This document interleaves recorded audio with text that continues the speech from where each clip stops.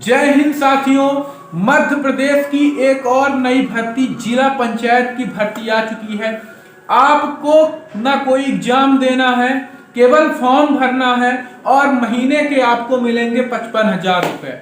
आपको शॉर्ट लगाना दोस्तों, ये हकीकत है। मैं आपको आगे लाइव स्क्रीन में दिखाऊंगा इस भर्ती का पूरा शेड्यूल, पूरा प्रोसेस, सारी चीजें ना आप इन तक जानेंगे। बहुत मजा आने वाला है। ये जिला पंचायत की भर्ती बहुत लंबे अरसे के बाद आई है, 3-4 साल बाद आई है दोस्तों। तो दोस्तों लाइव स्क्रीन में आपको मैं ले चलूंगा, सारा चीज इसका जिक्र करूंगा, कैसे आप फॉर्म भरेंगे, कैसे अपना सिलेक्शन लेंगे, क्योंकि ना इसमें एग्जाम होगा, ना फिजिकल है ना मेडिकल है। डायरेक्ट आप फॉर्म भरेंगे और डायरेक्ट आपका सिलेक्शन होगा और सैलरी मिलेगी कितनी, 55,000 रुपए। काम भी कुछ ज्यादा नहीं है। तो दोस्तों सारी चीजें इस वीडियो में जिक्र करेंगे। उससे पहले आप लोग चैनल में पहली बार आए तो चैनल को ज्वाइन कर लीजिएगा और प्यारा सा कमेंट करिएगा, ताकि मुझे भी मालूम हो सके कि मेरी वीडियो कहां कहां तक पहुंच रही है। तो चलिए चलते हैं दोस्तों वीडियो की ओर। स्क्रीन में देख पा रहे हैं, पहले मैं पद का नाम का जिक्र करता हूं।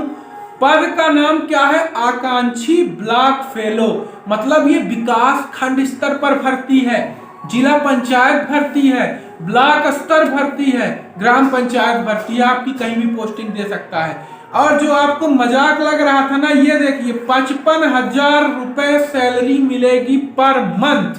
आप लोग लाइव स्क्रीन में देख पा रहे हैं। अब इस भर्ती का पूरा ना जिक्र करेंगे दोस्तों। तो चलिए हम आपको इसका ऊपर की ओर नोटिफिकेशन में ले चलते हैं। तो देखिए इस भर्ती का नाम क्या है? आकांक्षी विकास खंडों में ब्लॉक फेलो की नियुक्ति हेतु विज्ञापन एवं विवरण। तो दोस्तों जो विकास खंड है ना, वहां पे इसकी भर्ती होनी है।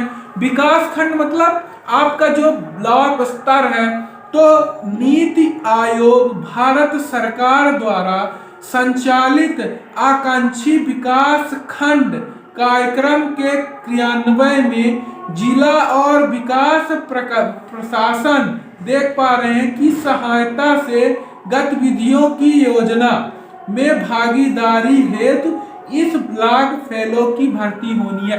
ब्लॉक फेलो मतलब विकास खंड, जिला पंचायत। फिर दोस्तों इसकी हम बात करते हैं शैक्षणिक एवं अन्य योग्यताएं। तो दोस्तों आवेदक का किसी भी विषय में स्नातकोत्तर होना अनिवार्य है। जो भी उम्मीदवार है ना, उसका पोस्ट ग्रेजुएशन कंप्लीट होना बहुत जरूरी है। यदि उम्मीदवार पोस्ट ग्रेजुएशन है तभी फॉर्म भर पाएगा।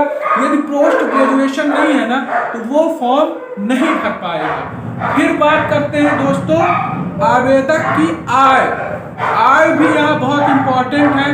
तो आवेदक की आय 1 जनवरी 2024 को न्यूनतम 21 वर्ष तथा अधिकतम 35 वर्ष होनी चाहिए। तो दोस्तों क्या समझे आप? 21 साल से लेकर 35 साल के बीच यदि आपकी एज है तो आप फॉर्म भर पाएंगे। यदि आपके दोस्त की एज है, आपके बहन की है, आपके फ्रेंड की है, आप गवर्नमेंट जॉब में हैं, उन लोगों का फॉर्म भरवा दें। फिर दोस्तों इसमें पोस्ट ग्रेजुएशन, चाहे आप बीए के बाद एमए किए हों, बीएससी के बाद एमएससी किए हों, तो दोस्तों आपका यदि पोस्ट ग्रेजुएशन है तो आपको जरूर फॉर्म भरना चाहिए। फिर दोस्तों इसमें काम क्या रहेगा? आवेदक को डाटा विश्लेषण एवं प्रस्तुति कौशल में निपुण तथा प्रोजेक्ट मैनेजमेंट में दक्ष होना चाहिए। तो आपको क्या लगा कि इसमें दक्ष होना चाहिए? कंपलसरी नहीं है, इसमें कोई कंपलसरी ये नहीं रखा गया है कि आपको ये चीज होना चाहिए। फिर आवेदक को सोशल मीडिया के उपयोग से पूर्ण परिचित होना चाहिए। आप लोगों को आता ही है, जैसे कोई चीज पोस्ट करना, भेजना, मेल करना, और इसके अलावा फेसबुक में पोस्ट डालना, स्टेटस डालना, जैसे ये सारी चीजें हैं ना, इसी तरीके से आपको ट्विटर का थोड़ा बहुत चलाने का और सोशल मीडिया में पोस्ट के लिए। फिर आवेदक को संबंधित विकास खंड, जिस भी विकास खंड से आप बिलोंग कर रहे हैं, चाहे इंदौर में इंदौरी बोली जाती है विकास खंड में, रीवा में रेवाड़ी बोली जाती है, फिर सतना के आगे दोस्तों वहां बुंदेलखंडी बोली जाती है।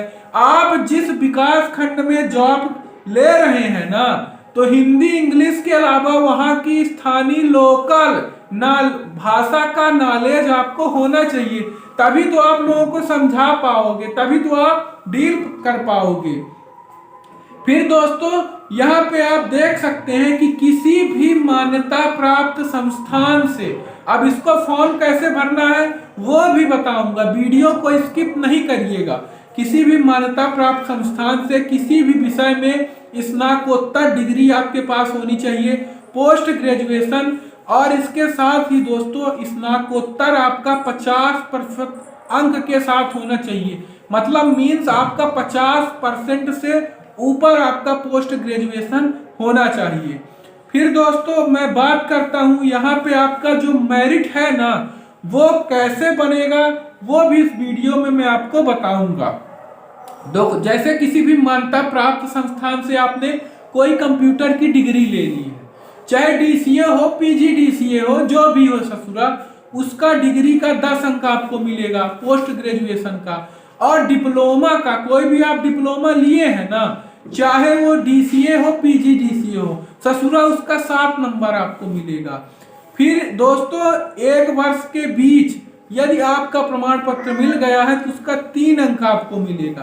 कुछ इस तरीके से दोस्तों सारे अंक को ना कैलकुलेट किया जाएगा। कैलकुलेट करने के बाद उसका क्या बनेगा, मेरिट बनेगी, और मेरिट में आपका नाम आएगा। कैसे नाम देखेंगे, तो दोस्तों टोटल 100 नंबर का होगा।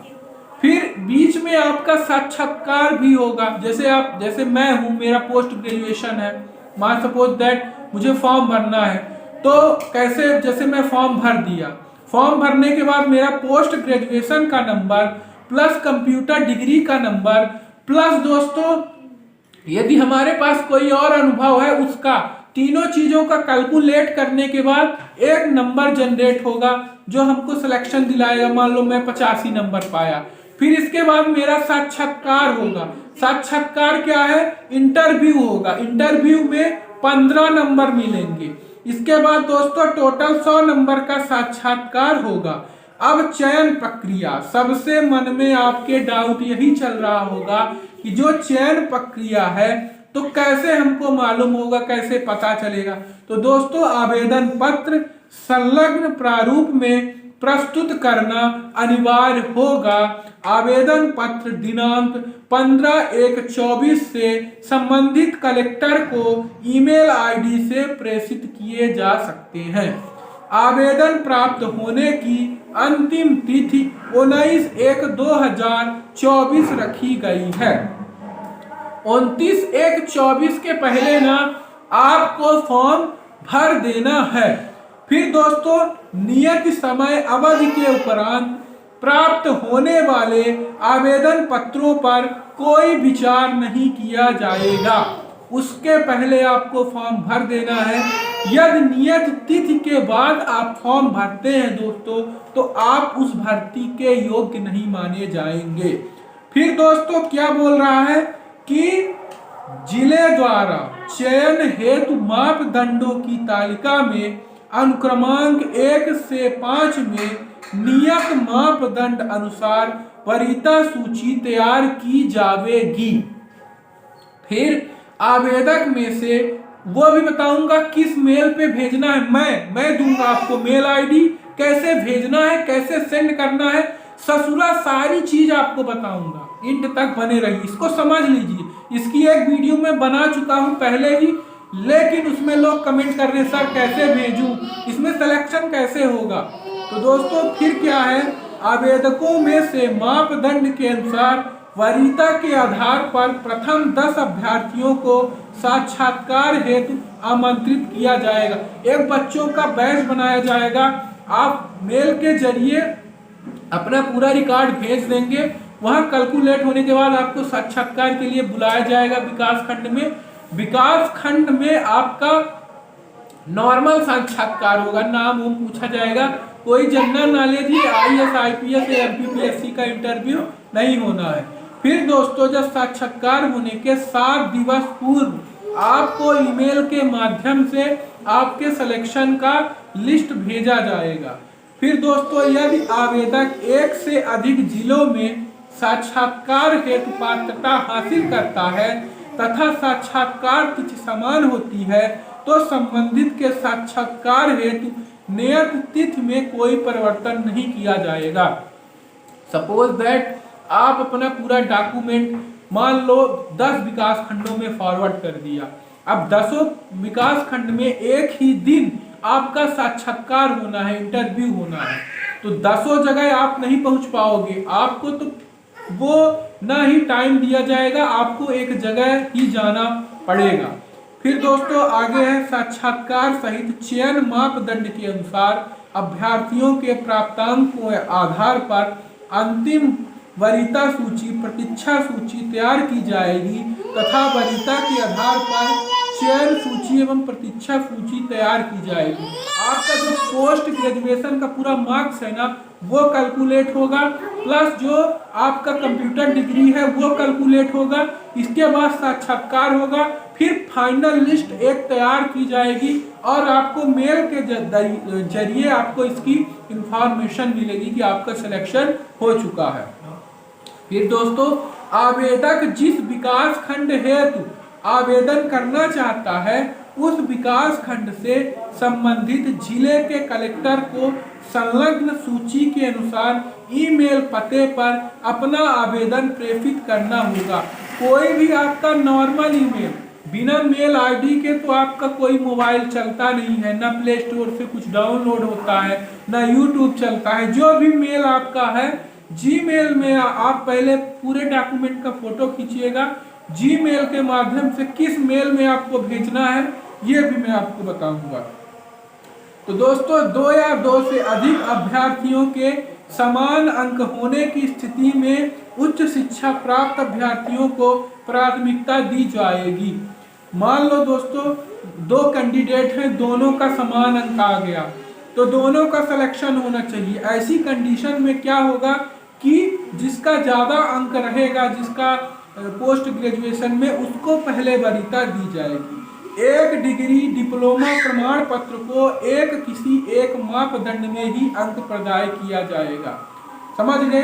एक डिग्री हो चाहे डिप्लोमा हो, प्रमाण पत्र को किसी एक मापदंड के आधार पर ही एक बार ही उसका आपको नंबर मिलेगा। ये नहीं कि उसका आप मतलब आपको ग्रेजुएशन का भी आप ले लो, पोस्ट ग्रेजुएशन का भी ले लो, 12th का भी ले लो, चाहे आप 12th का ले लो, पोस्ट ग्रेजुएशन का ले लो, ग्रेजुएशन का ले लो, इनमें से केवल एक ही सब्जेक्ट के औसतन एवरेज के आधार पर मेरिट बनेगी। फिर दोस्तों अब ब्लॉक, ये ब्लॉक हैं, ये डिस्ट्रिक्ट हैं, ये नंबर ऑफ पोस्ट है, ये ईमेल आईडी है। तो दोस्तों ये देखिए, ये कटिवाड़ा की ये जो भर्ती आई है ये मेल है, इस मेल पे आपको अपना रिकॉर्ड भेजना है। फिर उदयगढ़ का अलीराजपुर DMANUPR@nic.in इस पे आपको मेल करना है। फिर भिंड का इसी मेल पे, दमोह का DAMDAMOH@nic.in।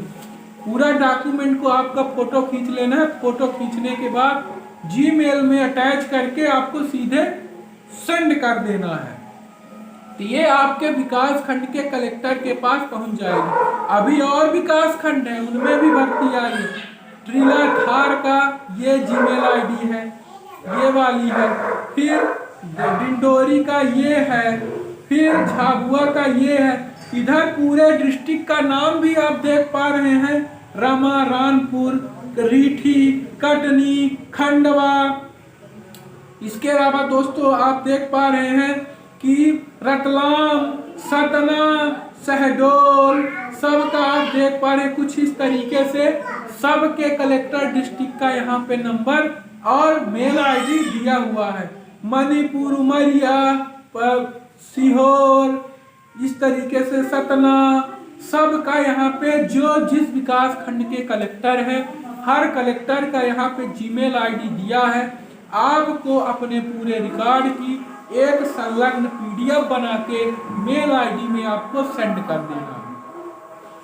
फिर दोस्तों ये पद का नाम आकांक्षी ब्लॉक फेलो है और सैलरी कितने मिलेगी? 55,000। फिर दोस्तों आवेदन जमा करने हेतु ईमेल आईडी बता रहा है ना कि उक्त तालिका के अनुसार ईमेल आईडी संबंधित जिले के कलेक्टर को संबोधित में भेजी जानी है। फिर आवेदन पत्र प्रारूप एप्लीकेशन फॉर्म फॉर्मेट को डाउनलोड कर भर कर हस्ताक्षर उपरांत स्कैन कॉपी समस्त संलग्नों अनुसूची प्रमाण पत्र आदि एक पीडीएफ बनाकर नियत समय अवधि में ईमेल किया जाना अनिवार्य है। एक फॉर्म मैं भर्ती के नोटिफिकेशन में मेंशन करूंगा, उस फॉर्म को पूरा ना भरना है, फिर इन डॉक्यूमेंट को उसके पीछे अटैच करना है, उस फॉर्म में अपनी पासपोर्ट साइज लगाना है और सिग्नेचर करना है, फिर इस पूरे डॉक्यूमेंट को स्कैन करके एक पीडीएफ बना लेना है और इसके बाद जिस विकास खंड में फॉरवर्ड करना चाहते हैं तो आपको सेंड कर देना है। देखिए दोस्तों, उक्त पद पर नीति आयोग भारत सरकार के द्वारा निर्धारित 55,000 रुपए प्रति माह सैलरी दी जाएगी। साक्षात्कार के समय उम्मीदवार को अपना मूल शैक्षणिक एवं अन्य दस्तावेज जिला कलेक्टर कार्यालय के द्वारा मांगे जाने प्रस्तुत करने होंगे। आपको ओरिजिनल रिकॉर्ड लेके जाना है। जब साक्षात्कार में जाना है वहाँ डॉक्यूमेंट वेरिफिकेशन आपका ओरिजिनल रिकॉर्ड के आधार पर होगा। फिर दोस्तों, नीति आयोग को भविष्य में फेलो की आवश्यकता न होने पर कार्यक्रम बंद होने की दशा में नियुक्त बिना पूर्व सूचना के कभी भी निरस्त की जा सकती है। ये भर्ती दोस्तों अस्थायी पद पर हो रही है, ये अभी रेगुलर पद नहीं है। आप ये जॉब करेंगे, कभी भी यदि शासन को ये नहीं हुआ तो इस पद को बंद भी किया जा सकता है। फिर दोस्तों, अभी तो फिलहाल अभी की वर्तमान की बात करते हैं। जो ग्राम पंचायत सहायक सचिव की भर्ती हुई है, अस्थायी के पदों पर हुई है, वो लोग अभी रेगुलर नहीं है।